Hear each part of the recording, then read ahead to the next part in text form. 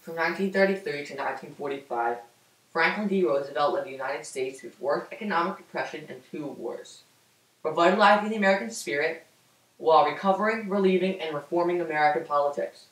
His legacy is a story of leadership, triumph, and strength, both mentally and physically. Today I will highlight some of the key issues FDR faced during his presidency. I will then discuss how he overcame each obstacle faced, both politically and personally.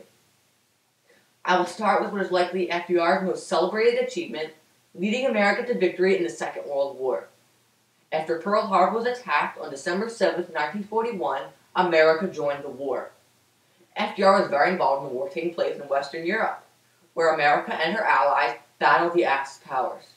The main Axis powers in Europe being Germany and Italy. FDR saw the threat Germany posed to the U.S., but due to most of America having an isolationist attitude and wishing to take no part in global relations, all they could do was send weapons and aid to those fighting the Axis powers in Europe and the Pacific. But after the terror that took place on December 7, 1941 at Pearl Harbor, all of that changed, because Congress voted to go to war. FDR finally got what he saw as necessary, a reason to join the war in Europe. But this does not mean he wasn't painfully aware of what this would cost the United States. This is something he made quite clear during his speech at the Chautauqua Institution when he said, "I have seen war. I have seen war on land and sea. I have seen blood running from the wounded. I have seen men coughing out their gassed lungs. I have seen the dead in the mud. I have seen cities destroyed.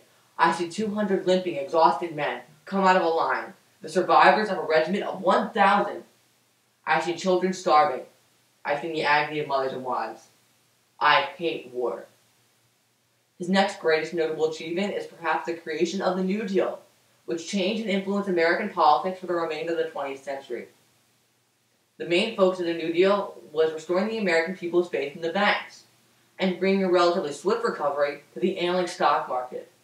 The creation of the New Deal had many positive ramifications, perhaps the most notable of which was the creation of the FDIC, or Federal Deposit Insurance Corporation, which insures banks and provides financial stability for companies and organizations. This major change helped later solidify FDR as one of the most influential and positive leaders of the 20th century. Another and still very important organization that came out of the New Deal was the U.S. Securities and Exchange Commission, which is charged with the responsibility of regulating Wall Street and America's banks. All of these reforms, however, did not come without opposition. Many conservatives proclaimed the New Deal to be anti-business and not conducive to generating growth. Yet this opposition was not enough, and the proposed plan passed.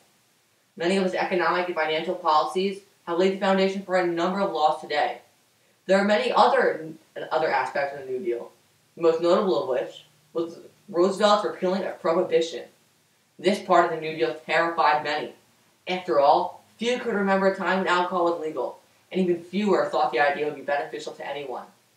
Yet through his sheer tenacity, FDR was able to push through the repeal of prohibition. And as for those who saw the proposed plan as being nothing but trouble, they immediately saw the error of their ways.